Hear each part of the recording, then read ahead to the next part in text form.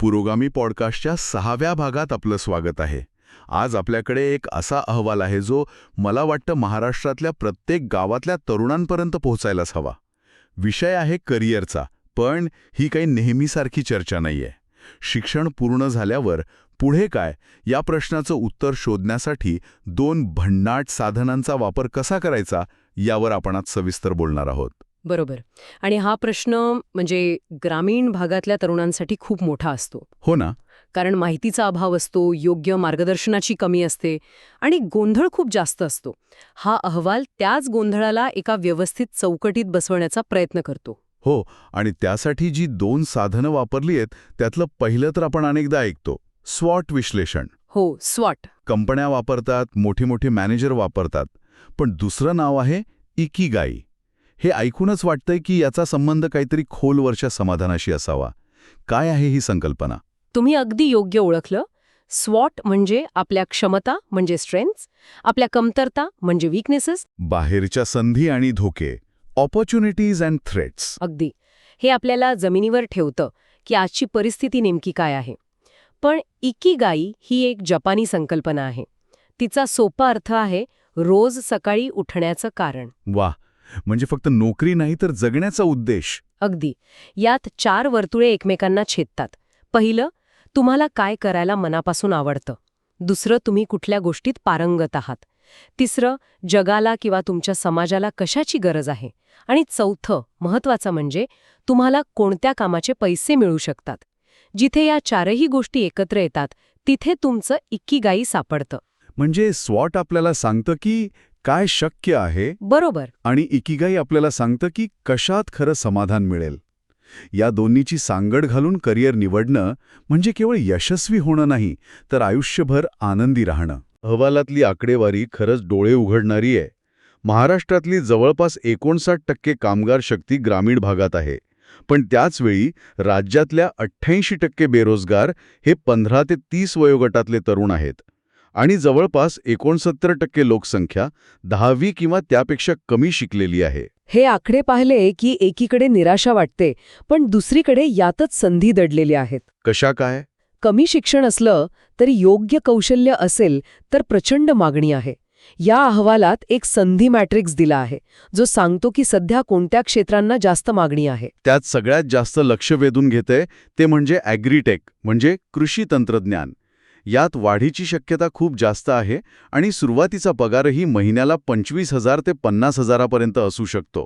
आणि दुसरं क्षेत्र आहे डिजिटल किंवा रिमोट सेवा. आज गावात बसून शहरातल्या कंपन्यांसाठी काम करता येतं. Data entry, social media management यातून आरामात 15,000 ते 30,000 महिना मिळू शकतो. याशिवाय ग्रामीण बँकिंग आणि कुशल कामगार म्हणजे प्लंबर, इलेक्ट्रिशियन, मेकॅनिक यांनाही खूप मागणी आहे. ठीक आहे, तर हे झालं एकूण चित्र. आता आपण थेट उदाहरणांवर येऊया. चला, परभणीच्या राहुलची गोष्ट पाहूया. 10वी पास झालाय, घरात परिस्थिती बेताची आहे. त्याला वाटतंय की आता आपल्यासाठी शिक्षणाचे दरवाजे बंद झाले. पण हा अहवाल सांगतो की नाही, खरी सुरुवात तर आता झालीये. हो, राहुलसारख्या मुलांसाठी ज्यांना यंत्रांमध्ये, मशीनमध्ये आवड आहे, त्यांच्यासाठी अहवालानुसार सर्वोत्तम मार्ग आहे कृषी उपकरणे दुरुस्ती तंत्रज्ञ बनणे. विचार करा, प्रत्येक गावात ट्रॅक्टर, पंप, पेरणी यंत्र आहेत, पण त्यांना दुरुस्त करणारे कुशल लोक किती आहेत? खूप कमी. म्हणजे मागणी प्रचंड आहे, पण पुरवठा कमी आहे. पण याचं प्रशिक्षण कोण देणार? खर्च कसा परवडणार? इथेच सरकारची एक अप्रतिम योजना कामी येते, RSETI म्हणजे ग्रामीण स्वयंरोजगार प्रशिक्षण संस्था. RSETI. हो, प्रत्येक जिल्ह्यात ही संस्था आहे. इथे 6 आठवड्यांचं मोफत आणि निवासी प्रशिक्षण दिलं जातं. थांबा, मोफत आणि निवासी म्हणजे 6 आठवडे फक्त शिकण्यावर लक्ष केंद्रित करायचं, बाकी जेवणाची राहण्याची चिंता नाही? अगदी. गावातल्या मुलामुलींसाठी ही खूप मोठी सोय आहे, कारण अनेकदा याच गोष्टींसाठी शहरात यायला जमत नाही. बरोबर. यातून एक ठोस कौशल्य हातात येतं. ज्यांना नोकरीचीच खात्री हवी असेल त्यांच्यासाठी रेल्वे ग्रुप डी सारखे पर्याय आहेतच. किंवा मनरेगामध्ये काही महिने काम करून थोडे पैसे जमवायचे आणि स्वतःची छोटीशी दुरुस्तीची टपरी सुरू करायची. हाही एक मार्ग आहे. ठीक आहे, तर 10वीच्या पायावर आपण एक कौशल्य आधारित करिअर उभं करू शकतो.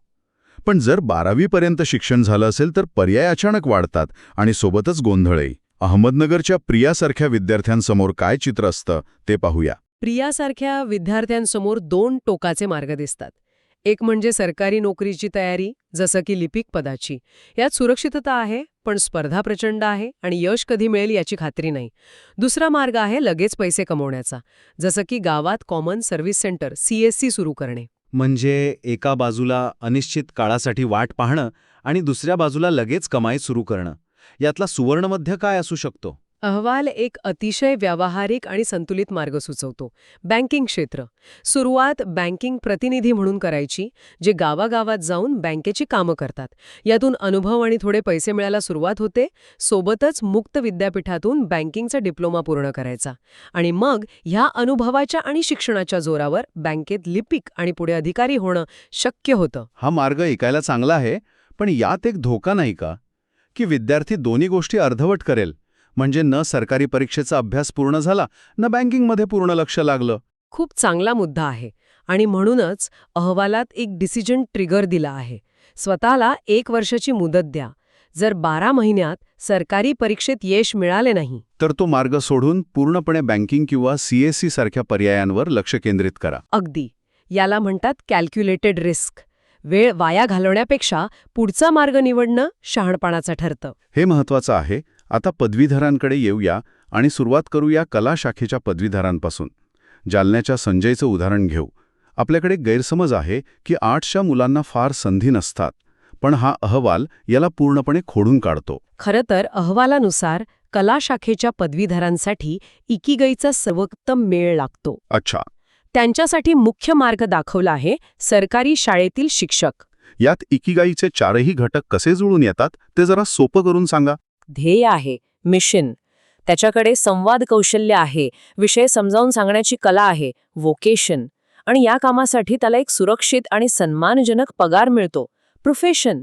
CTET सारखी परीक्षा पास केली की हा मार्ग खुला होतो. आवड, ध्येय, कौशल्य आणि पैसा सगळे एकाच ठिकाणी. अप्रतिम. पण सगळ्यांनाच शिक्षक व्हायचं नसेल तर दुसरेही पर्याय आहेत.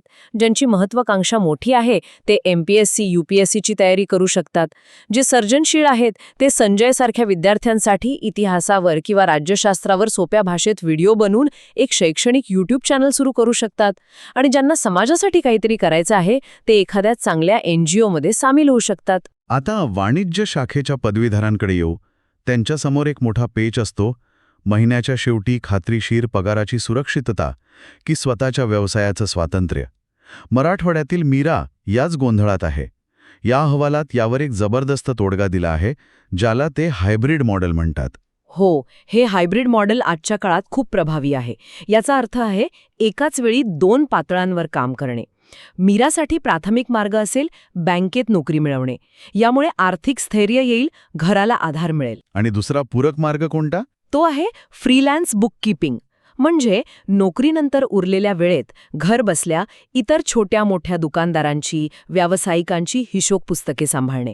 अपवर्क आणि freelancer.com सारख्या वेबसाईटवर असं काम सहज मिळतं. यातून अतिरिक्त उत्पन्न तर मिळतंच, पण भविष्यात स्वतःची कन्सल्टन्सी सुरू करण्याचा पायाही घातला जातो. म्हणजे एकाच वेळी सुरक्षितता आणि वाढ दोन्ही साधता येतं. ही तर खूपच हुशारीची योजना आहे. आता आपण शेवटच्या आणि माझ्या मते सर्वाधिक क्षमता असलेल्या गटाकडे येऊया. विज्ञान शाखेचा कृषी पदवीधर. विदर्भातील रवीचं उदाहरण. हो, हा गट म्हणजे ग्रामीण अर्थव्यवस्थेचं इंजिन बनू शकतो. यांच्यासाठी सर्वोत्तम मार्ग आहे कृषी उद्योजकता. म्हणजे नोकरी शोधण्याऐवजी नोकरी निर्माण करणारा बनणे. पण व्यवसाय सुरू करायचा म्हणजे प्रशिक्षण, अनुभव आणि मुख्य म्हणजे भांडवल लागतं. याचं काय? याच प्रश्नाचं उत्तर देण्यासाठी सरकारची AC&ABC म्हणजे ॲग्री क्लिनिक्स आणि ॲग्री बिझनेस सेंटर्स नावाची एक योजना आहे. यात कृषी पदवीधरांना 2 महिन्यांचं मोफत प्रशिक्षण दिलं जातं. स्वतःचा कृषी व्यवसाय कसा उभारायचा याचं शास्त्रशुद्ध शिक्षण इथे मिळतं. आणि भांडवलासाठी? प्रशिक्षणानंतर मुद्रा आणि नाबार्ड सारख्या योजनांमधून अत्यंत कमी व्याजदरात कर्ज मिळतं. यातून तुम्ही माती परीक्षण प्रयोगशाळा सुरू करू शकता, शेतकऱ्यांना आधुनिक शेतीचा सल्ला देणारं केंद्र उघडू शकता किंवा खते, बियाणे, औषधे पुरवण्याचा व्यवसाय सुरू करू शकता. हे सगळं कागदावर खूप छान वाटतंय, पण प्रत्यक्ष असं कोणी केलं आहे का? याचं एखादं खरं उदाहरण आहे का? नक्कीच आहे. या अहवालात विदर्भातल्या पारस आखारे आणि त्यांच्या कृषी सारथी या स्टार्टअपची यशोगाथा दिली आहे. काही कृषी पदवीधरांनी एकत्र येऊन ही कंपनी सुरू केली आणि आज त्यांची वार्षिक उलाढाल 5 कोटी रुपयांपेक्षा जास्त आहे. थांबा, 5 कोटींची उलाढाल एका स्टार्टअपची, तेही विदर्भातून. ही तर अविश्वसनीय गोष्ट आहे. म्हणजे आपण ज्या कृषी उद्योजकतेबद्दल बोलतोय ती फक्त कागदावरची गोष्ट नाही, तर प्रत्यक्षात किती मोठी क्रांती घडवू शकते याचं हे जिवंत उदाहरण आहे. बरोबर. आज ते 30,000 पेक्षा जास्त शेतकऱ्यांच्या आयुष्यात सकारात्मक बदल घडवत आहेत. हीच या मार्गाची ताकद आहे. ही उदाहरणं खूप प्रेरणादायी आहेत. पण ऐकणाऱ्यांपैकी प्रत्येकाला स्वतःसाठी हे कसं लागू करता येईल? स्वतःचा मार्ग निवडण्याची काही सोपी पद्धत या अहवालात दिली आहे का? हो, त्यासाठी एक 4 टप्प्यांची सोपी निर्णय प्रक्रिया दिलीये. पहिली पायरी, स्वमूल्यांकन. शांतपणे बसा आणि आपला स्वॉट आणि इकिगाई काय आहे हे कागदावर मांडा. यात प्रामाणिकपणा महत्वाचा आहे. ठीक आहे. दुसरी पायरी, बाजार संशोधन. तुम्हाला आवडणाऱ्या 3-4 पर्यायांची माहिती गोळा करा आणि तुमच्या स्वॉट आणि इकिगाईच्या आधारावर त्यांना गुण द्या. जो पर्याय तुमच्या क्षमता आणि आवडीशी जास्त जुळतो त्याला जास्त गुण. म्हणजे स्वतःला ओळखायचं आणि मग पर्यायांना तपासायचं. पुढची पायरी काय? तिसरी पायरी, व्यवहार्यता विश्लेषण. निवडलेल्या पर्यायासाठी लागणारा पैसा, वेळ आणि ठिकाण आपल्याला परवडणारं सोयीचं आहे का हे तपासा. आणि शेवटची, चौथी पायरी, निर्णय आणि कृती योजना. सर्वोत्तम 3 पर्याय निवडा आणि त्यातल्या मुख्य पर्यायासाठी पुढच्या 6 महिन्यांची सविस्तर कृती योजना बनवा. ही चौकट वापरली तर निर्णय घेणं खूपच सोपं आणि तर्कशुद्ध होईल. तर या संपूर्ण चर्चेतून आपण काय शिकलो याचे काही महत्त्वाचे मुद्दे सांगता येतील का? नक्कीच. पहिला आणि सर्वात महत्त्वाचा मुद्दा म्हणजे कोणत्याही सर्वसाधारण पदवीपेक्षा एखादं विशिष्ट कौशल्य जास्त मोलाचं आहे. दुसरा, सरकारी नोकरी सुरक्षित आहे पण त्यात वाढीला मर्यादा आहेत. त्यामुळे नोकरीसोबत छोटा व्यवसाय म्हणजे हायब्रिड मॉडेल करणं हा एक स्मार्ट पर्याय आहे.